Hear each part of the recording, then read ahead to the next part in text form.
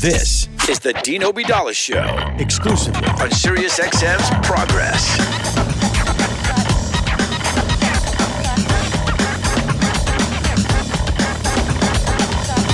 And welcome back to the Dean Obeidallah Show. We're live here Monday, November 4th. I told you today was exciting. SiriusXM Progress, we are ready for 2020. And starting right after my show, here he is, the one, the only, the host of Tell Me Everything with John Fugelsang, who will now be live 9 to midnight on this channel every night. Thank you. John, welcome to the channel. Dean, I got music, got applause.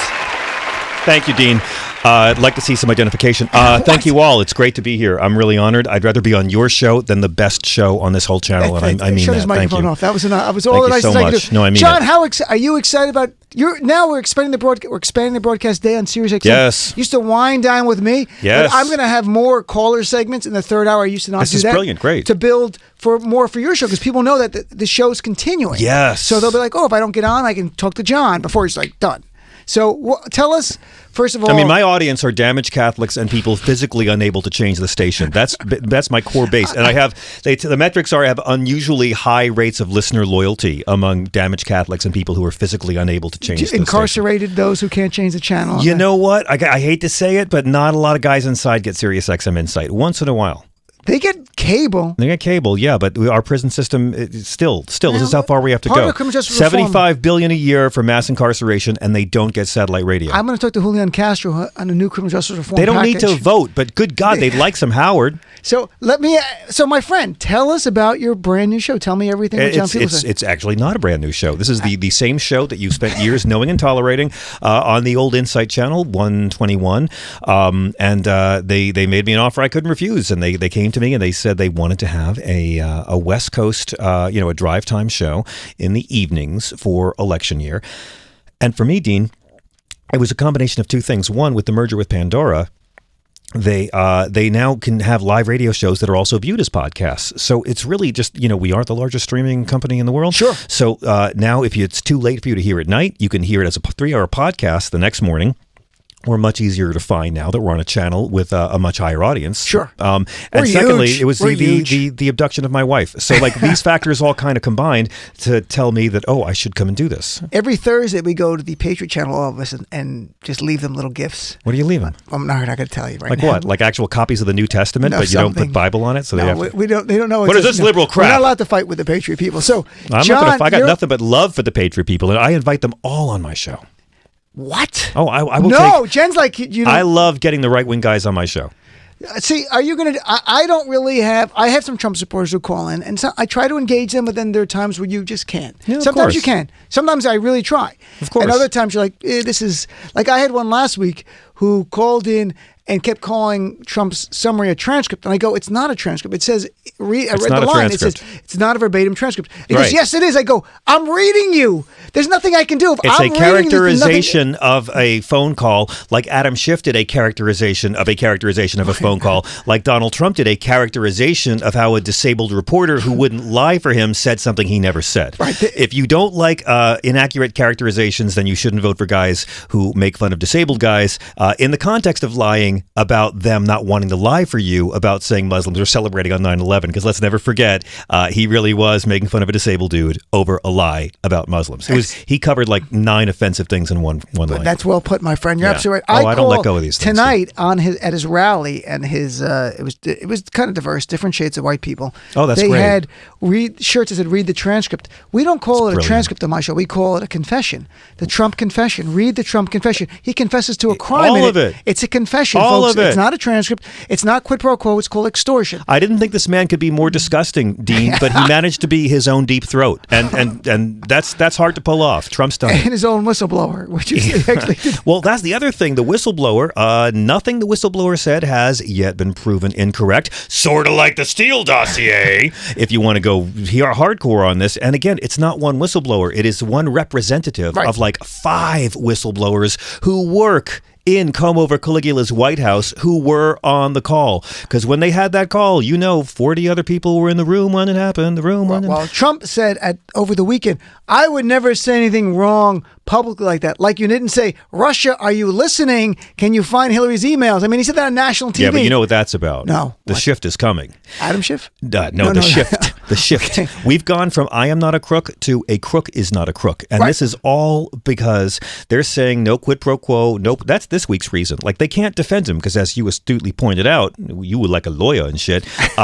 Trump confessed. So they can't. He said it. He said he did it. Right. So now they've got to say it wasn't a crime. Now they've got to go from like, I didn't do it. If I did do it, it wasn't a crime. Now I did it. It's not a crime. It's totally normal. And all of these Republicans who are being marched out in front of the cameras now to say no quid pro quo are going to be, and Kellyanne Conway tried it out over the weekend. They focus group this stuff on us. Sure. They're going to all be saying there's nothing wrong with a quid pro quo. It's how business gets done. Of course.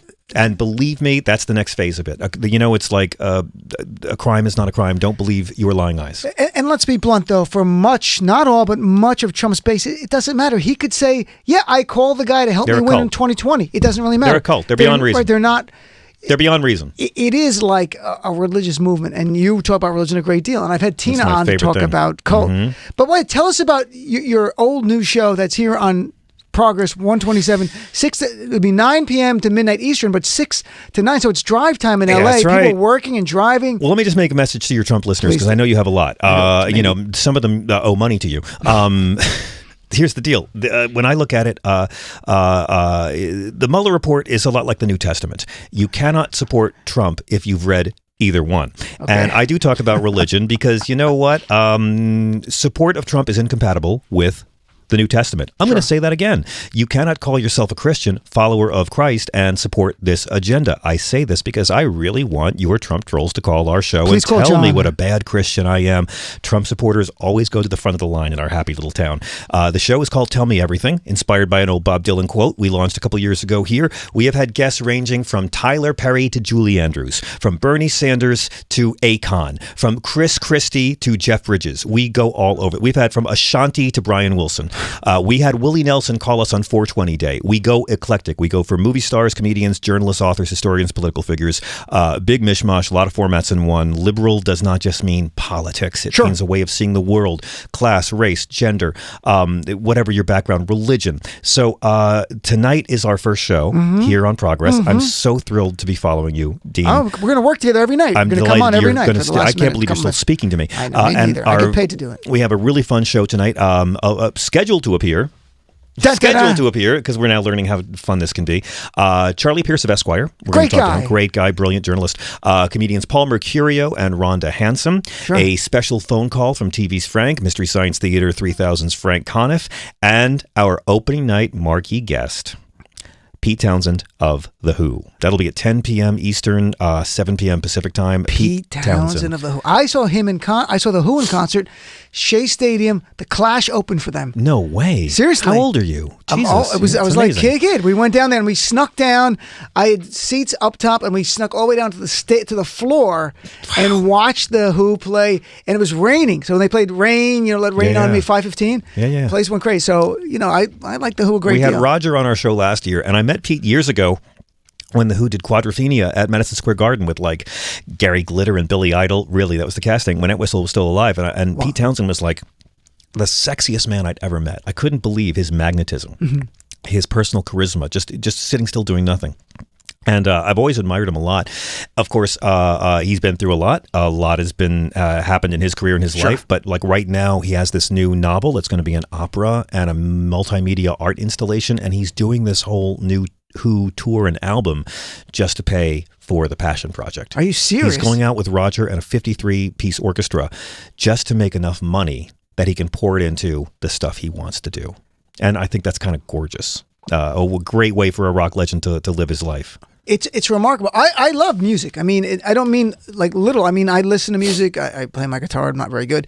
But I went to concerts growing up all the time. It was a part of the staple. The soundtrack of my life was the soundtracks of concerts because I was in Jersey when the Meadowlands opened up, so I went to the first concert like Bruce Springsteen. Oh, wow. My first concert was Billy Joel at the Meadowlands. My first concert was Styx because I didn't even like Styx, but they were the first concert I got tickets for at the Meadowlands was the Brendan Byrne Arena. So I saw Styx 2 nights, then I got to see Tom Petty, Bob Seger. I saw the Kinks like 12 times. Wow. They're coming back next year, too. Ray Davies, I saw an interview with Ray. We had Dave Davies on our show last year, and he said they were doing it. They're really doing it. It's exciting. So I think this is great. I'm excited about the show. And, of course, you'll cover politics as well. And it's going to be mostly politics, but we're going to talk a lot of pop culture. Tonight we're going to have a segment with our comics on your top 5 Scorsese films, because that was trending last week on Twitter, and The Irishman is out. So, we do a lot of fun pop culture on the show. We do religion, science, tech, sex, family, dating, whatever the hell, but we're focusing mainly on, obviously, the campaign, the impeachment, and everything related to those unsavory matters. I've asked a lot of people this. Let me ask you, how do you think, there's no wrong answer, obviously it's a prediction, and we play a little game called Speculating Irresponsibly, as I like to play that game. So we're That's calling great, it now. because the stakes are low here. How does it end with Trump? Seriously. Resignation. It does. Yes. There's When? 3 different ways. He either resigns in the next year, he is voted out of office and resigns before his term ends, so President Pence for 20 days will pardon him, or he's reelected and then resigns in the second term. But it either ends with dying in office, which I hope doesn't happen, or he resigns. He will not finish a full term. So, John, I can hear the music in my ears. I'm not sure about you, but you'll be sitting in this chair. So, folks, don't go anywhere. Every night now, after this show, will be the great John Fugelsang and his show, Tell Me Everything.